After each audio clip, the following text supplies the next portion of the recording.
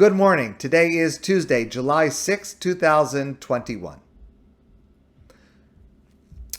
In our parsha this week, it's the double portion of Matos Masai. We have a section near the very end of the book of Bamidbar describing Ir Miklat, the cities of refuge. So the way this works is, it was a part of the Jewish judicial system. If a person, God forbid, committed a murder through negligence or accident, then the sentence was that that person was sent to an Ir Miklat, a city of refuge, to live. And they would go to live there with their family. They would work there. They would live there for a certain amount of time. And the idea of it is that a person who took someone else's life certainly caused tremendous, unspeakable harm, the ultimate harm, taking someone's life, but it was an accident. It was through negligence. They didn't willfully commit this crime. So the Torah considers that that person is worthy of rehabilitation.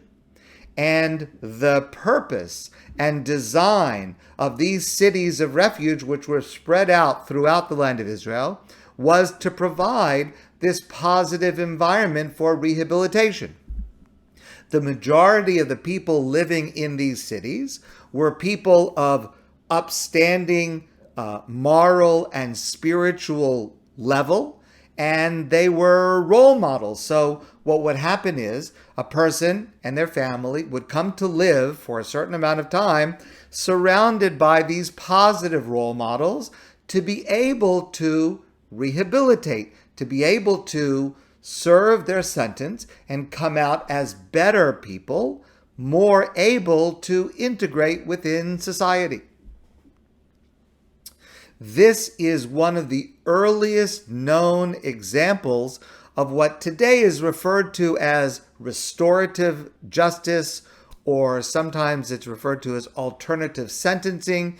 It looks at rehabilitating a person instead of punitive justice. There are aspects of Jewish law that do make use of punitive justice, but this is an example where, as I said, the Torah considers this person capable of rehabilitation. What they did was negligent or an accident. They can learn to be more careful. They can learn to have greater respect for life so that they are not negligent again. And this is a structure that's intended to support that. And the truth is, even though we do not have these cities today, it only existed during the time when the Beit HaMikdash was standing in Jerusalem, only in Israel, only when the great Sanhedrin would meet in Yerushalayim, and the entire system of Jewish law, both civil and criminal, was in practice. But the truth is, there are many lessons that we can learn from this passage, from this subject, to apply to the criminal justice system today in terms of restorative justice, rehabilitation, etc. There's one detail that's quite curious, and that is the question, how long was the sentence? Normally, prison is a very, very different system. I would argue prison is exactly the opposite of this, because it sends a person to the worst possible environment where they're surrounded exclusively by other people who have committed crimes. So I don't think prison is a very good idea for today's society at all. But how long was the term? If you're sent to one of these cities of refuge, how long did you have to stay? So the Torah in our parsha says something quite curious. The Torah says it had nothing to do with the crime and nothing to do with who you are or who the victim was or any of the details. It simply had to do with the date that you were sentenced. Because the Torah says in our parsha, v'yashav ba, and the person and their family would stay in this city ad mos haKohen Hagadol, until the death of the Kohen Gadol, the high priest, who was the spiritual leader of the Jewish people during the time that the Beis HaMikdash was standing. So there are two immediate questions about this length of sentence. The first is, what's the connection between the death of the Kohen Gadol, which is, after all, this national event. Presumably, the person that committed the crime didn't even know the Kohen Gadol, might not have even known the Kohen Gadol. The victim might not have had any connection to the Kohen Gadol. So what does the death of the Kohen Gadol have to do with these individual people in these cities of refuge being able to go free? That's question number one. Question number two is, it seems glaringly unfair that two people sentenced to the same sentence for the same type of crime might have to serve very, very different lengths. One person might have to serve, I don't know, a day, if it just so happened that the Kohen Gadol passed away that day. Let's say, you have a Kohen Gadol, God forbid, he's 119 years old. He's, in his last moments. And, but before he passes away, there's this fellow and the Sanhedrin sentences him to Golos. He might get there and 5 minutes later he would go free. Another person sentenced the next day might get sentenced when there's already a new Kohen Gadol. He could be 25 years old. He could stay there, I don't know, for another 75 years. How is it fair that one person's sentence might be so short and another person's sentence might be so long? Both of these questions are very good questions, and they should be addressed at another time. I've discussed them at other times, and they deserve their own treatment at another time. But for now, I want to zero in on a specific detail that sounds on the surface very, very strange. So the Talmud in Masechta Makos discusses this whole subject with all of the details. What kind of crime? What was the city like? What was the procedure for being sentenced there? And then the Talmud adds a comment. So remember, all these people in these cities, are stuck in this city of refuge until the Kohen Gadol dies.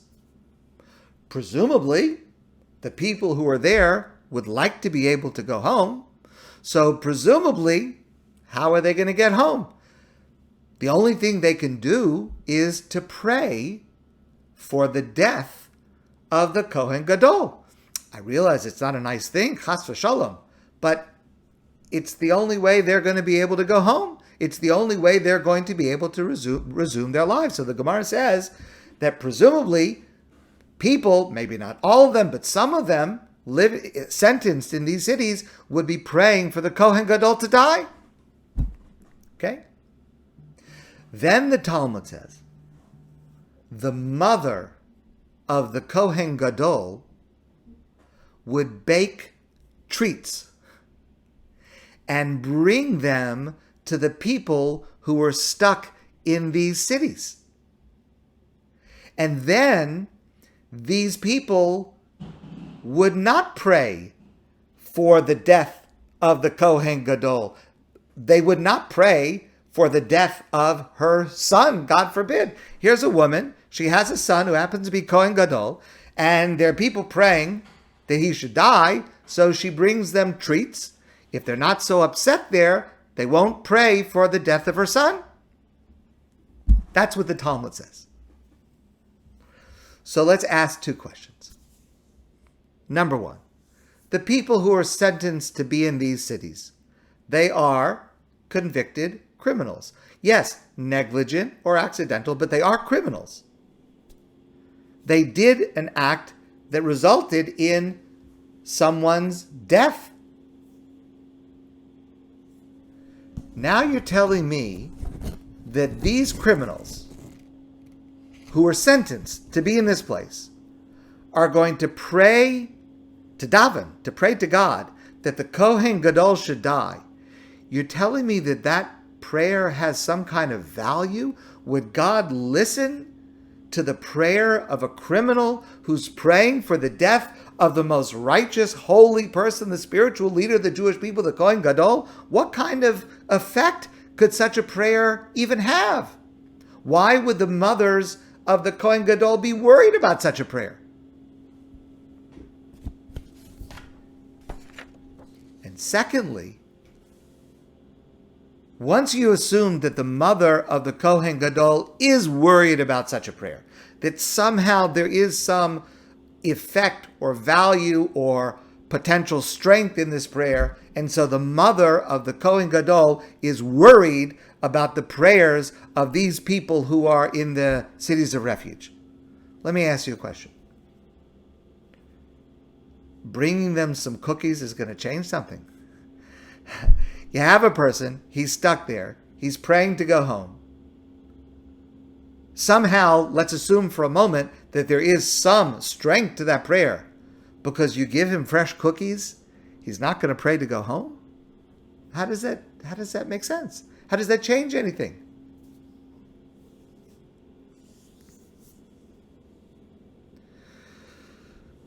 Rabbi Biederman explains, the answer to both questions is yes and yes. Let me explain. The prayer, even of a criminal, praying for something that is so outrageous, the death of the Kohen Gadol, the high priest, can indeed be very powerful. Because that prayer comes from the depth of his heart. It's a prayer of pain. It's a prayer, God, save me, help me, get me out of this place. Yes, the prayer may be for a terrible outcome, for the death of a tzaddik, a righteous person. Yes, that's true. But it's a prayer that comes from a broken heart. And as we've discussed many times, that is what the power of a prayer depends on. Its intensity, its desperation, its total reliance on God and only God for healing and redemption. And so, yes, the mother of the Kohen Gadol feared this prayer and worried about her son, because this was a heartfelt prayer that might somehow pierce heaven and affect the outcome relating to her son. So she would bake and distribute goodies to the people who are living there. Did that cause those sentenced there to stop praying for the death of the Kohen Gadol? Of course not. They continued to pray for his death. But their prayers no longer had the same passion, no longer had the same brokenness of spirit. How much of a broken heart can you really have while you're eating fresh chocolate chip cookies with nuts? And when those cookies are handed to you by this woman who only wants her son to live, and you're eating her fresh cookies, and you're looking into her tearful eyes, you may still pray, but you will not pray with the same intensity and feeling. And when the prayer loses its heart and its heat, then the prayer loses its power. And the mother of the Kohen Gadol feels that she has helped save her son. What an essential lesson for every single one of us, every time we pray. This mitzvah is not practically relevant to us and has not been practically relevant for thousands of years. But the lesson that comes from it is applicable to us every single day, every time we pray. Are we praying like our lives are at stake and only God can save us? Or are we praying while eating chocolate chip cookies? it makes all the difference in the power of our prayers. My friends, I want to wish you a great day. And I look forward to seeing all of you soon in person.